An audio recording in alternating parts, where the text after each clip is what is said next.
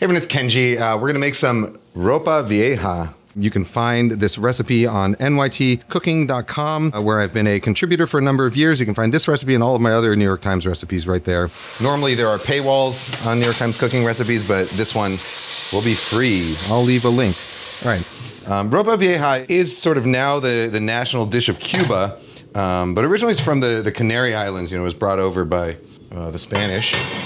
Essentially, it's a braised beef dish. Ropa Vieja, it means old clothes or like shredded clothes, and because the meat ends up looking like a pile of sort of old rags once you're done cooking it.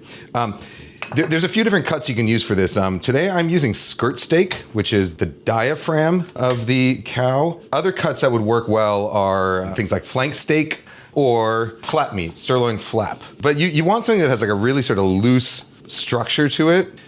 Say like a New York strip, or like some kind of steak that you would normally use for grilling or pan searing won't work so well. It'll dry out, and then the shreds won't sort of be large enough. Where if you look at a piece of skirt steak, it has these really big sort of wide striations of fat and muscle tissue, and these sort of really wide bits that as you cook them, the connective tissue in between them breaks down, but the muscle strands themselves, the muscle fibrils, stay intact. And so that's how you get your sort of nice big shreds in this. I'm going to start by searing these. This is very similar to a dish in Colombia called carne desmechada, Colombia and Venezuela.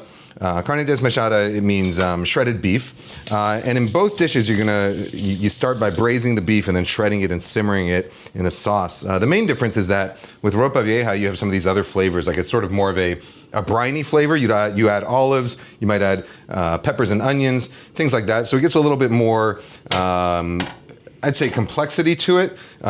Whereas the Colombian version is typically more very sort of beef forward. In either version, it's not actually that necessary or even that common to sear the beef before you start braising it the way I'm doing right now. So oftentimes what you might do is just start by boiling pieces of beef in water or stock, maybe with a couple of aromatics in there, and then separately making a sauce. And once the beef has boiled to tenderness, you shred it and add it to the sauce and simmer it. However, I like adding a sear to it just so you get a little bit more flavor built in there. All right, so you can see that I'm sort of breaking a bunch of the rules of searing here. My daughter is building a fort in the playroom, and you see this fort here? And the cats are getting into it. Anyway, I'm breaking a lot of the rules of searing right now. So what they'll tell you is use an open pot, don't crowd the meat, and what I'm doing is use a shallow pot. And the idea is that you want all the steam to come out. I'm using a deeper pot, the same pot I'm going to braise in. I'm covering it because I don't like oil splattering everywhere. And I did crowd the meat. And all that is okay. It's going to come out just fine. It's going to sear fine. And then in the end, we're going to shred it and braise it. And so it doesn't really matter too much that it's going to take just slightly longer to sear because we're doing that. And in fact, because we're trapping in the heat, I do find that actually the browning occurs almost as quickly with the lid closed as it does with the lid off, at least on a home stove. All right, so while that meat sears though, I'm going to get my vegetables ready. So we got peppers and onions here. The story I wrote for the New York Times, I wrote it actually during the pandemic, when I had converted my restaurant, Worst Hall, to a sort of, we weren't serving customers, and so to keep the staff employed and to keep the community fed, we were putting together these meal boxes that I'd bring and deliver to first responders, to hospitals, and to, well, essentially anybody who didn't want to have to worry about where their food was coming from. So we were putting together, 700 or 800 meals a day. And one of the techniques I turn to in a restaurant often is that, you'll make like a sort of base recipe, something really flavorful that can then be used in a bunch of different dishes. In this case, it was this mix of sort of braised peppers and onions that I would make a big batch of. And then if we wanted to, we could use it to make a dish like this, something like Ropa Vieja, shredded beef. We could also use it as a veggie filling in sandwiches or quesadillas, things like that. You could use it to flavor like grain salad or some flavor chickpeas. So anyway, it's like you build these components and then you put them together, and that's sort of what the story was about. So if you go to that story on NYT Cooking, you'll find a couple other recipes that use this braised onion and pepper mix. However, today I'm not going to make the braised onion and pepper mix separately. I'm going to make it directly in the same pot where I'm searing the beef. That way I get the flavor from the beef built into the dish. So you saw I cleaned my peppers up the way I typically like to, which is you hold them upright, and then you kind of work your way around and just cut the flesh off, and then you can get the seeds and the core out in a single piece like this. I have a video that shows you with a little bit more instruction how to do that if you'd like. You can find it on my YouTube. All right, peppers are done. Check out my meat here. It's been probably about 5 minutes or so. You got getting some decent browning going there. Doesn't have to be as deeply sort of seared as like a steak would be. We're just looking to develop some browning that's going to kind of melt off and work its way throughout the stew as it stews. And as the meat sort of shrinks while it cooks, we can actually get our other bits in here too. But you see, even with the lid on, you get browning. This is the highest heat we can go, by the way, which on this little burner is about 16,000 BTU per hour. It's about the same as what a normal home burner would have. All right, so now we're going to cut up an onion. Speaking of component cooking, the peppers and onions are one component. Oh, look at this the onion's got a little bit of mold on the outside. That's totally fine if you see that on an onion. You can just peel off those layers. If you see the mold sort of spreading through into the interior of the onion, then you might be in a little trouble.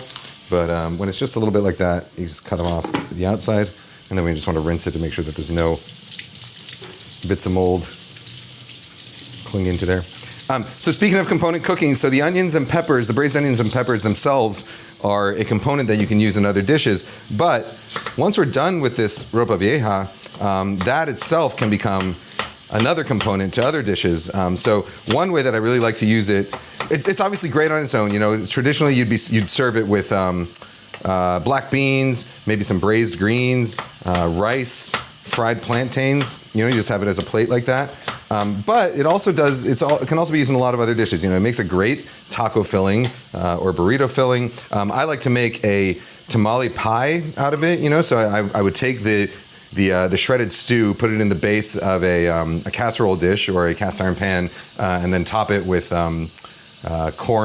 cornbread mix. I just use the Jiffy mix from a box, and then you just bake that, and it comes out delicious. So you get your cornbread on top and the stew underneath that kind of soaks into the bread. I'm gonna let this beef sear. Once it's done searing, I'm gonna move it to a plate on the side, and I will be back when that's done. It should take about 5 minutes or so. The beef looks like it's pretty much done. So yeah, so you see, you get really nice browning even with the lid on. You do sacrifice a little bit of moisture, but I find a lot of what we perceive as moisture in food is actually, comes from us salivating and creating that moisture ourselves in our mouth. My buddy Chris Young has a good video on the effects of actual moisture versus perceived moisture. But all right, so now all that beautiful browned beef protein at the bottom of this pot, we're going to deglaze. So typically when you deglaze, you would pour a liquid into the hot pot to kind of scrape everything up. Instead of adding a liquid here, I'm instead going to add my peppers and onions, season with a little bit of salt. That'll help draw out some moisture. And then as they cook, they're going to release their own moisture. And we can use that moisture from the peppers and onions themselves to scrape up everything down here. Now this version of Ropa Vieja, obviously there are as many recipes as there are people who cook this, but this particular one is a relatively simple one. You could add spices to it if you want, oregano, cumin, Maybe a little bit of like achote for color would be common in Colombia. Bay leaf or two. All those things are things that you could add to this if you wanted to and give it a little bit sort of more of those flavors. But you don't need to add them. And I think, you know, I like landing somewhere in the middle between that more heavily seasoned Cuban version and the simpler Colombian version with just the peppers and onions. So these, we're gonna cook them down until they're just a little bit more tender. That should take another couple minutes, and in the meantime, I'm gonna work on my final four ingredients. One of them is olives. This is sort of one of the things that you would never find in a Colombian version of this dish, but fairly common in the Cuban one. These are manzanilla olives or manzanilla olives. I just got them out of a can, which for this dish, because they braise and they sort of soften up anyways, is really fine. You know, these aren't the type of olives I would serve, you know, if I was doing olives as a little hors d'oeuvre. They're a little bit mushy when they come out of a can, but for things like topping pizza or stewing, they work just fine. Very commonly in this dish, you would also find pimento stuffed olives. Did you know that when you buy pimento stuffed olives, it's not an actual pimento, it's like they make a pimento gel. They take pimento juice and they gellify it with I think with agar, and then cut it into a little strip and stick that strip inside. So if you ever get a pimento stuffed olive, like pull out the little pimento and you'll see that it has like a very uniform texture, and that's because it's not an actual pimento. It's a little bit of pimento gel. So I'm gonna get all my briny add-ins into a bowl here. I've got my chopped olives.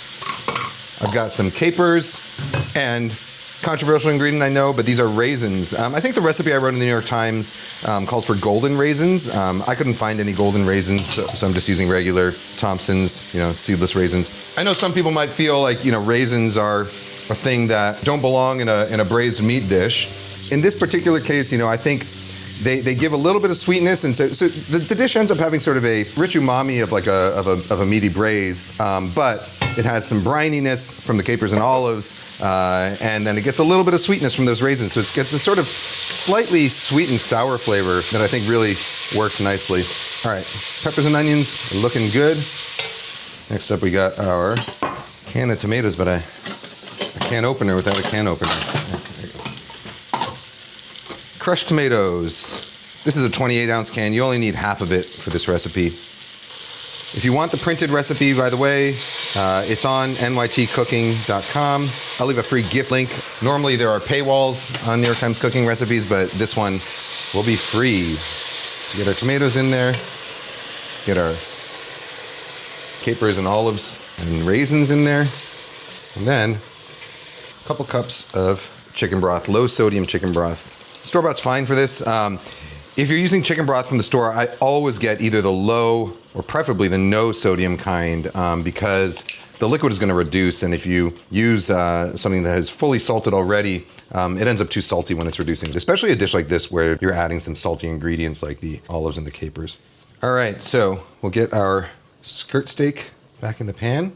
By the way, if I was using something like flank steak for this, you know, flank steak has skirt steak, the muscle kind of shred. If you're looking at it like it's a rectangle, right? One long skirt steak. This one was cut up into pieces, but the fibers run the short way, and so you don't really need to trim them that much because they will be plenty short. You know, it'll rip up into sort of short bite-sized shreds. If I was using a flank steak or a piece of flat meat, those muscle fibers tend to run really long, and so if you tried shredding those, you'd end up almost with these like spaghetti-length strands of meat. And so a flank steak, I would cut it against the grain into sort of, you know, 2 to 3 inch segments, so that when it shreds, the shreds are not of an unreasonable size. All right, we don't want to waste any flavor, so we will, all the dripped juices, we'll put those in too.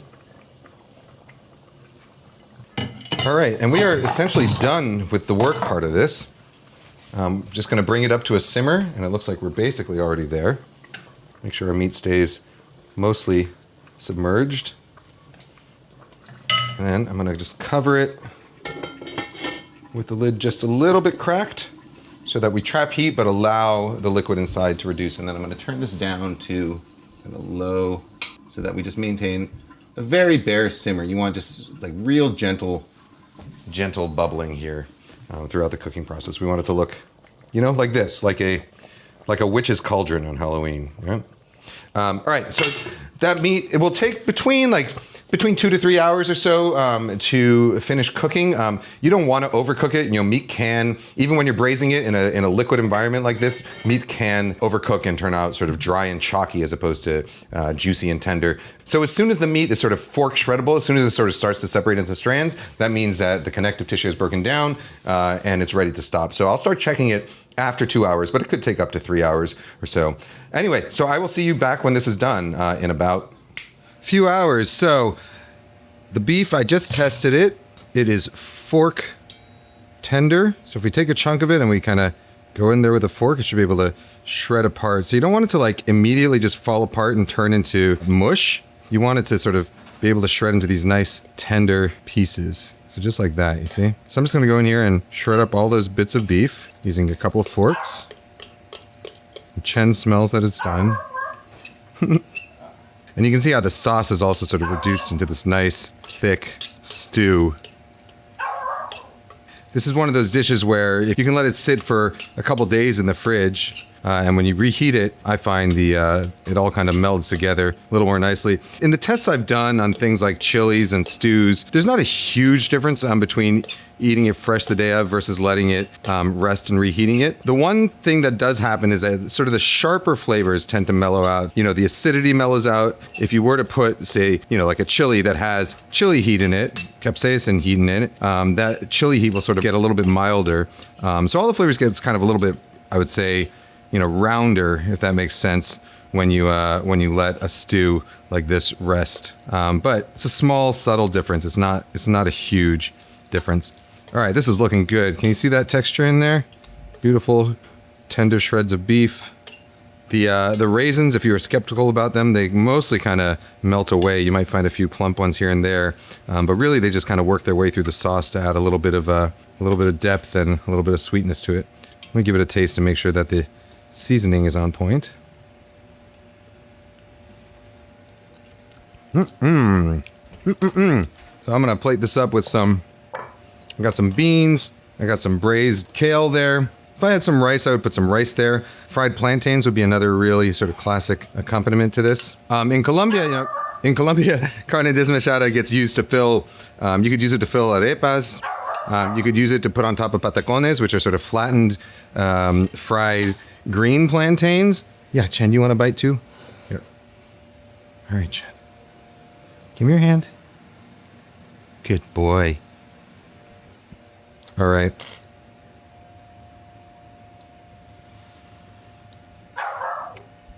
That is really tasty. You know, so the key here, you really want to nail that cook time so that it's shreddable but not overcooked. So there's still a little bit of like sort of chew to it, and it's still extremely juicy and moist. All right. Carne desmechada. Classic Cuban dish. Very simple to make. It takes a little bit of time in the oven, but the actual, cooking part is not that difficult. Ropa Vieja and carne desmechada. Guys, gals, non-binary pals, you can find this recipe on nytcooking.com, where I've been a contributor for a number of years. You can find this recipe and all of my other New York Times recipes right there, as well as all the other great recipes from the New York Times. I'll leave a link. All right. See you next time. Bye.